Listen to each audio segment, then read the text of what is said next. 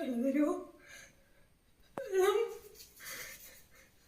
കുറച്ചുകൂടി വെള്ളം. ചുവയുടെ ഉടമ്പ മണം. അമ്മയുടെ മകളുടെ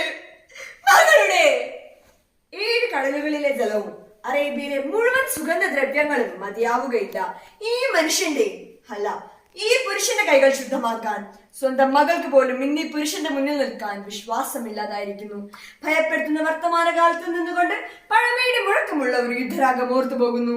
പ്രസിദ്ധമായ രാമായണ കഥയും വയലാറിന്റെ രാവണപുത്രിയും ചേർത്ത വിരംഗാഖ്യാനം. ജ്യേഷ്ഠ രാവണ കണ്ടേ വന്ന് നിറച്ച് കണ്ടുകൊള്ളൂ. മുലയും മറ്റ കുരുതിക്കളം പോലെ നിന്റെ മുന്നിൽ രാവണ ഈ അനുജത്തി ശൂർപ്പണക്ക. എവിടെ നിന്റെ പാർന്ന ചന്ദ്രഹാസം? ഒന്നുമില്ല രാവണ നിന്റെ കയ്യിൽ. പൊന്നുമെങ്ങളുടെ ചോരയ്ക്ക് മറുപടി പറയാൻ ശൂർപ്പണക്കേ. നിന്റെ ചോരത്താപ്പുള്ള ചോദ്യങ്ങൾ ഊണിലും മുറക്കിലും എന്നെ വേട്ടയാടുന്നു. സാരഥേ രഥമൊരുക്കി നിർത്തുക. മഹാരഥൻ മേഘനാഥനെ പുറകിൽ നിർത്തിക്കൊണ്ട് അവന്റെ അച്ഛൻ ഈ രാവണൻ പണിയായിരിക്കും. അച്ഛൻ രാവണൻ ആരുടെയൊക്കെ അച്ഛനാണ്? ഇന്ദ്രജിത്തിന്റെ, അധികാരന്റെ, അക്ഷകുമാരന്റെ? മതിയോ? ഒരു പേര് കൂടി ഉച്ചരിക്കാൻ ബാക്കിയുണ്ടെന്ന് ദേവശ്രീ നാരദനല്ലേ പറഞ്ഞത്? നാരായണ ഹേ ഹേ രാവണ പ്രഭു. അന്തിമ യുദ്ധത്തിനൊരുങ്ങിയിറങ്ങും മുമ്പ് ഒരു രഹസ്യം, ശുഭരഹസ്യം അറിയിച്ചു കൊള്ളട്ടെ. അശോകവനിയിൽ അങ്ങ് കഥയോടൊളിപ്പിച്ചു വെച്ച ആ സ്ത്രീ രാമപത്നിയായ സീത, അവൾ അങ്ങയുടെ മകളാകുന്നു. നാരായണ നാരായണ. സീതയുടെ അച്ഛൻ ഈ രാവണൻ സ്വന്തം മകളെ അന്തപുരത്തിൽ പട്ടമഹർഷിയായി കുടിയിരുത്താൻ ശ്രമിച്ച അച്ഛൻ.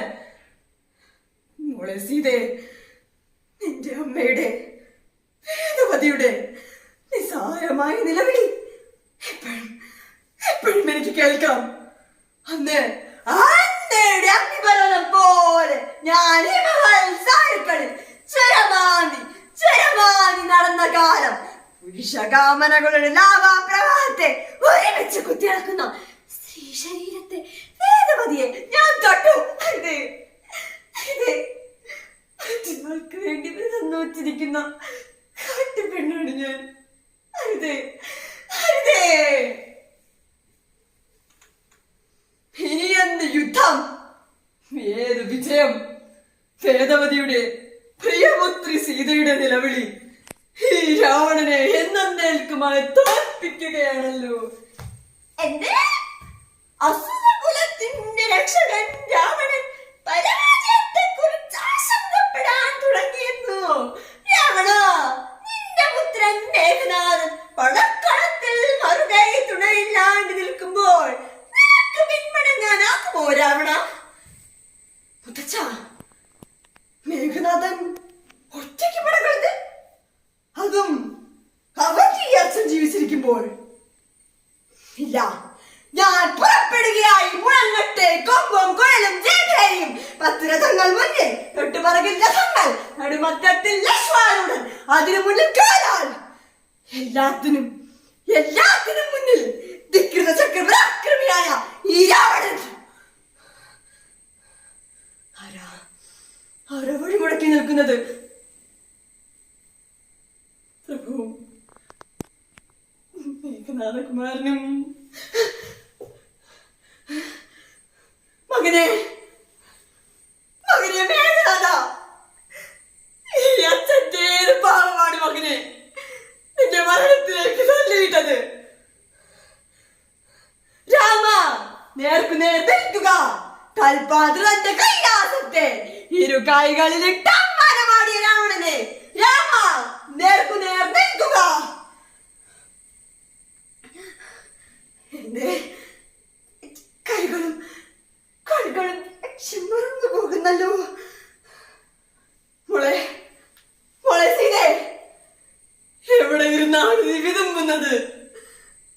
വയ്യ, നിന്റെ പ്രിയതമിന് നേരെ ഈ അച്ഛന് വയ്യ. രാമ, രാവണൻ ഒരുങ്ങിക്കഴിഞ്ഞിരിക്കുന്നു നിന്റെ നിശിതഫലങ്ങൾ ഏറ്റുവാങ്ങാൻ. മുറിഞ്ഞു വീഴട്ടെ ഓരോന്നോരോന്നായി ഛത്രത്തളമുള്ള കൈകൾ, ആന്റയുടെ ശിരസുകൾ. സ്വപ്നങ്ങളെയും പാപങ്ങളെയും ഒരുപോലെ ലാളിച്ച ഈ രാവണ ഹൃദയ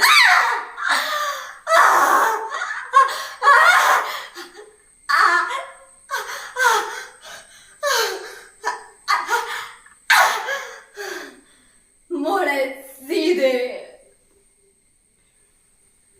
മോളെ എന്നുള്ള വിളിയിൽ സ്വയം ശുദ്ധനായ അസുരരാജാവിന് വീരോചിതമായ മോക്ഷം അനുവദിച്ചിരിക്കുന്നു ഇതിഹാസം. എന്നാൽ ഇയാൾക്കോ, ഇന്നത്തെ ഈ പുരുഷനോ? തരൂ വെള്ളം, കുറച്ചുടി വെള്ളം.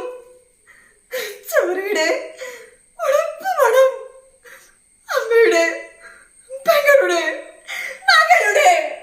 നന്ദി, നമസ്കാരം.